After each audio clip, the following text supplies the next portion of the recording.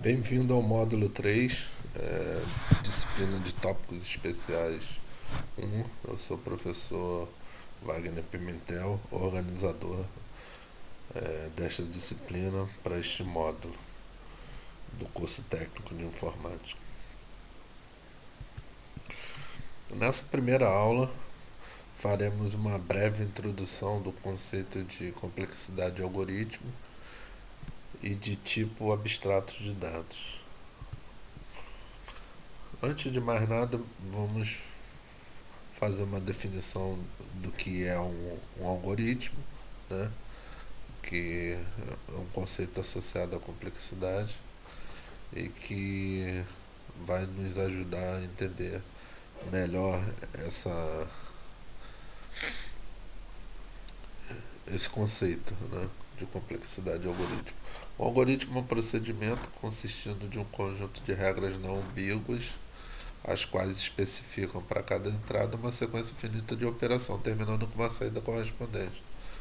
O algoritmo resolve um problema quando, para qualquer entrada do mesmo, ele produz uma resposta ou saída correta se forem concedidos tempo e memória suficientes para sua execução. O fato de um algoritmo resolver um problema não garante que o mesmo seja aceitável ou satisfatório na prática. Os recursos de espaço e tempo requeridos têm grande importância no, em casos práticos. Portanto, surge a seguinte pergunta: como medir a eficiência de um algoritmo? Como identificar se um algoritmo é eficaz em comparação a outro? A resposta está no conceito denominado de complexidade de algoritmo. Complexidade de algoritmo é uma medida, né, associada ao número de operações realizadas por um determinado algoritmo, dependendo único e exclusivamente da entrada do problema a qual o algoritmo esteja associado. Em geral, nos interessa o pior caso, a complexidade do pior caso, ou seja, o maior número de operações utilizadas para qualquer entrada de mesmo tamanho ou de um tamanho N. A análise também do melhor caso e caso médio poderiam ser feitas, mas nesse curso só focaremos o pior caso. Considere por exemplo, né,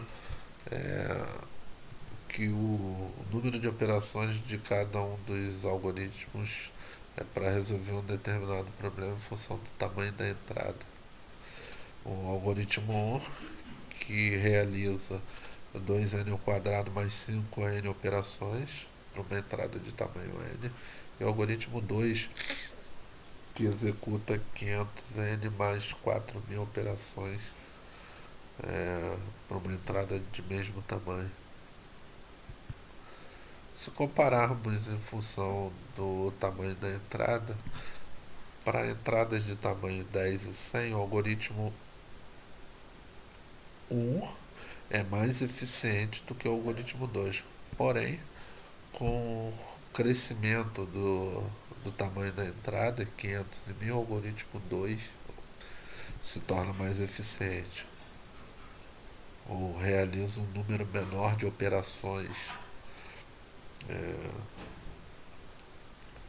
na solução do problema. Dizemos que o algoritmo 1 cresce em função de n ao quadrado e o algoritmo 2 em função de n. Ou seja, o primeiro é quadrático, o segundo é linear no tamanho da entrada. Logo, o número de operações do primeiro algoritmo ele se torna bem elevado em função do tamanho da entrada.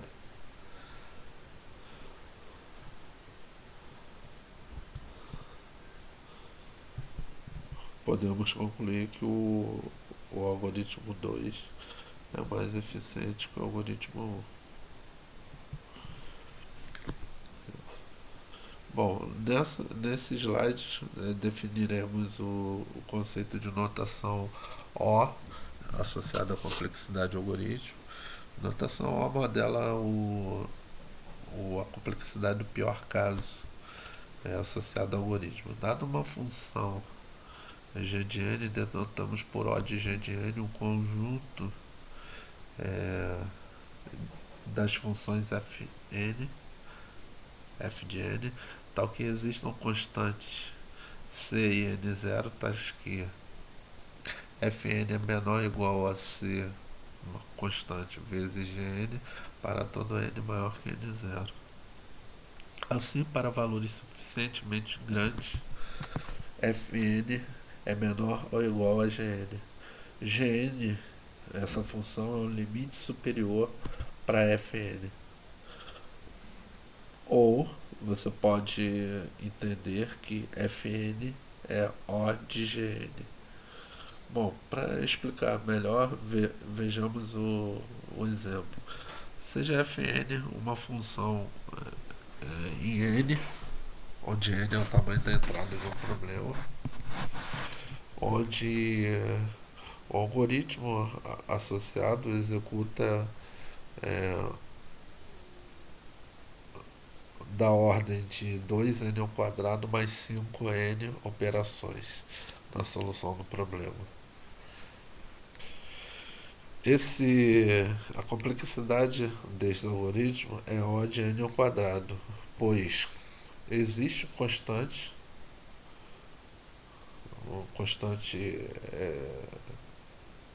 igual a 3, c igual a 3, tal que 2n ao quadrado mais 5n é menor do que 3n ao quadrado para n maior ou igual a 5.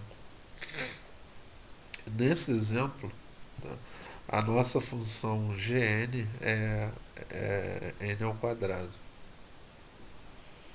Então, essa função n ao quadrado, ela é um limite superior para fn, né, considerando uma constante c igual a 3 para todo n maior do que 5. Bom, isso define uma noção de complexidade que permite que possamos comparar dois algoritmos. Neste exemplo,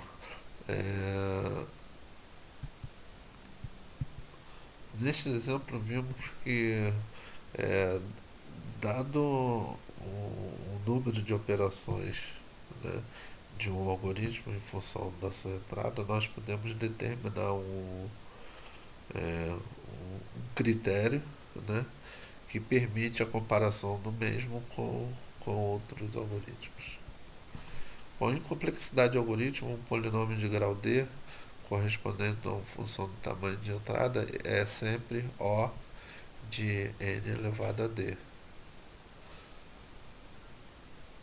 Uma constante pode ser considerada como um polinômio de grau nulo. Então dizemos que uma constante vai ser sempre O de 1. São conceitos associados a essa medida.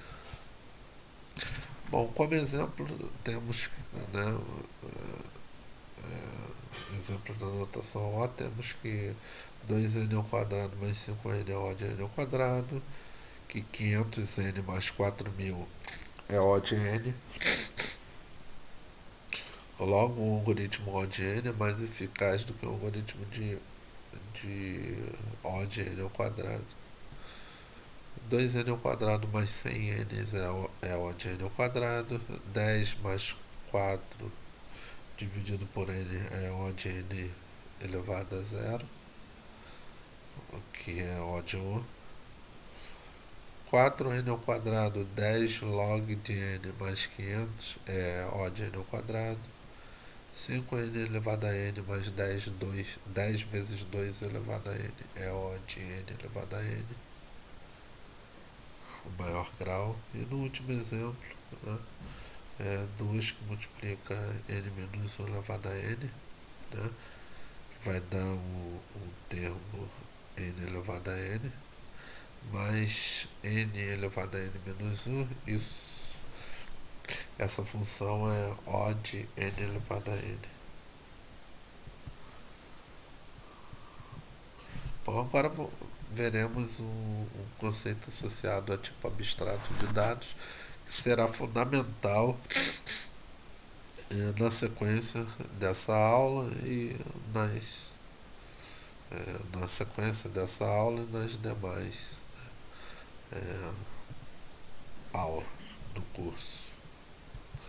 Bom, o tipo abstrato de dados é uma coleção bem definida de dados a serem armazenados e dos operadores que podem ser aplicados ao mesmo. Esses operadores serão representados por funções na linguagem de programação. A linguagem que nós utilizamos no curso é a linguagem C. A implementação de um TAD na linguagem C é feita sempre por meio da cláusula struct. Podemos caracterizar os TADs, né, da seguinte maneira: os dados armazenados devem ser manipulados exclusivamente somente por operadores. Os operadores do TAD implementam regras bem definidas para a manipulação dos mesmos. Nesse slide apresentamos um exemplo de um tipo abstrato de dados que modela um aluno, onde um aluno tem nome, matrícula e sexo. Bom, nome, matrícula e sexo representam os campos dessa estrutura de dados heterogênea, denominada struct.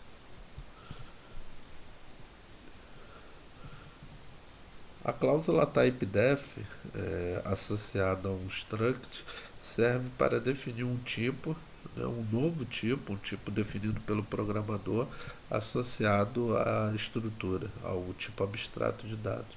Então, nesse slide, apresentamos um tipo, T-aluno, que corresponde a um TAD, ao TAD aluno.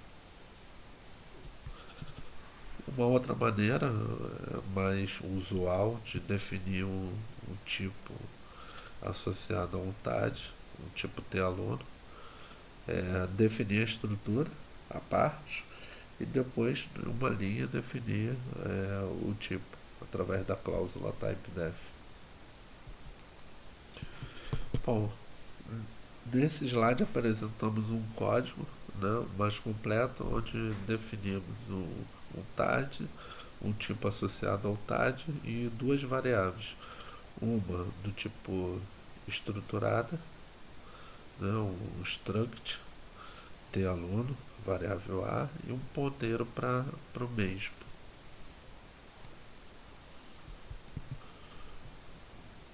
Dado uma variável do tipo struct, a variável A, que é do tipo T-aluno, que é um struct aluno, de que maneira poderíamos acessar os campos desse tipo abstrato de dados? Através do operador ponto.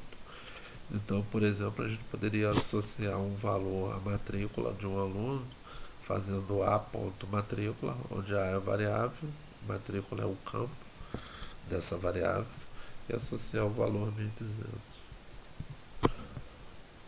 Se a variável for um ponteiro para um struct, nós associamos ou acessamos o campo desse struct via um ponteiro utilizando o operador seta. O operador seta ele será sempre capaz, né, de possibilitar o acesso a um campo de um struct via uma variável ponteiro.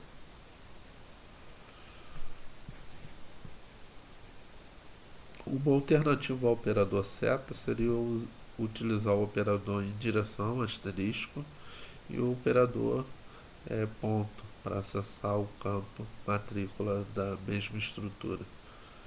São dois comandos que são equivalentes, onde o primeiro é um comando mais simples, né, associado a variáveis do tipo ponteiro.